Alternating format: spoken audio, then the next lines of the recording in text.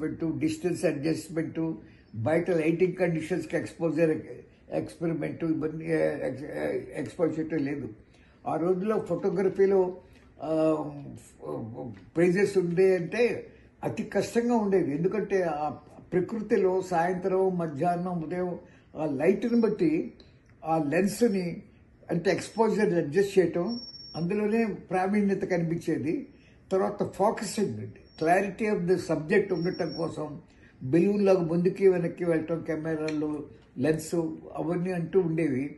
అందుచేత skill of the photographer చాలా ఎక్కువగా ఉండేది. టెక్నిక్స్లో అనమాట, టెక్నిక్లో ఫోటోగ్రాఫర్లు. కానీ ఇప్పుడు ఏంటంటే ఫోటోలు ఏ కెమెరాతో అంటే ఈ డిజిటల్ కెమెరాతో ముఖ్యంగా తీస్తే బ్రహ్మాండంగా వస్తాయి.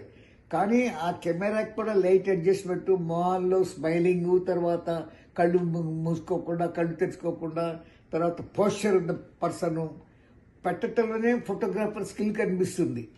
లేకపోతే ఎవరు తీసినా లైట్లో దాదాపు ఒకే మాదిరిగా వస్తాయి. ఎందుకంటే మంచి మంచి కెమెరాలు వస్తున్నాయి. ఇండివిజువల్గా కెపాసిటీ చూసి టెక్నిక్ అడ్జస్ట్ చేసే నెసెసిటీ ఇప్పుడు లేదు. అయితే ఆ రోజుల్లో చాలా కష్టపడి తీస్తే చాలా ఫోటోలు అండర్ ఎక్స్పోజ్డ్ అయ్యేవి, లేకపోతే ఓవర్ ఎక్స్పోజ్డ్ అయ్యేవి. తర్వాత ఒక ఫిల్మ్ ఒక షాట్ తీసామంటే పోయినట్టే, కెమెరా ఫిలిం వేస్ట్ అయినట్టు. అట్లా కాకుండా ఇప్పుడు ఈ రోజు డిజిటల్ ఒక 10 ఫిలిమ్స్ తీయచ్చు, 9 నెక్స్ట్ మినిట్లో మనం రిమూవ్ చేయొచ్చు. ఇవన్నీ మీ అందరికి తెలుసు. అట్లాగే మేము చేసినప్పుడు మా బ్రదర్ అంటే నాకన్నా పైవాడు సూర్యప్రకాష్, నాకు అతనికి 1.5 ఏళ్ళ డిఫరెన్స్. మేమిద్దరం ఎక్కువగా కంబైన్డ్గా ఇంట్రెస్ట్ తీసుకొని ఒక ఫోటోగ్రఫీ ప్రింటింగ్కి, డెవలప్మెంట్కి ఒక ల్యాబొరేటరీ లాంటి ఒక ఫోటోగ్రఫీ రూమ్, డార్క్ రూమ్ తయారు చేసుకున్నాం మా ఇంట్లో.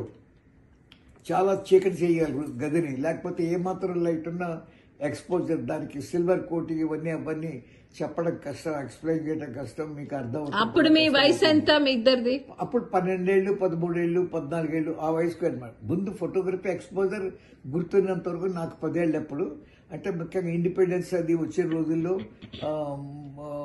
ఎక్కువగా ఇంట్రెస్ట్ తీసుకునేవాళ్ళం. ముఖ్యంగా కాలేజీలోకి వచ్చాక ఏం కుదరలేదు. కానీ అంటే ఎస్ఎస్ఆర్సీ 1950 మా యాక్టివిటీస్ అన్ని experiment in the house, develop చేయటం, ప్రింట్ చేయటం. అవి ఎలా ఉండేవి వచ్చాక, డెవలప్ అయ్యాక?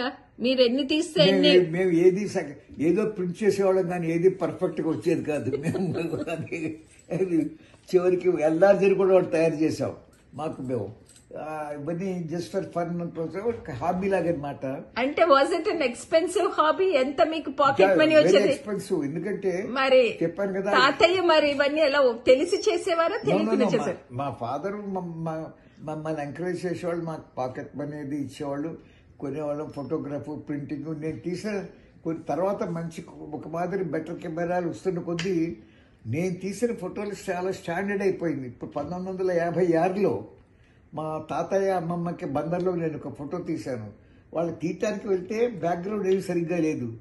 మీ అందరికీ గుర్తున్నో లేదు తెలియదు, మా చిన్నప్పుడు రగ్గులు అనేవాళ్ళు, బులెన్ బ్లాంకెట్స్. మీకు వీళ్ళు గాజులు అమ్మేవాళ్ళు వేసుకొచ్చేవాళ్ళు. ఒక నల్లటి దాన్ని ఏమంటారు, జంపకాల కాదు, కప్పుకునే దుప్పటి, అది ఉండేది. అలాంటివి ఒక 2 తీసుకొని మా మేనమామ కొడుకుల్ని వెనకాల పట్టుకోమని చెప్పాం. మా తాతయ్య గారింట్లో ఒకే పార్ట్ 1 ఒకసారి పెడితే వచ్చేస్తాం.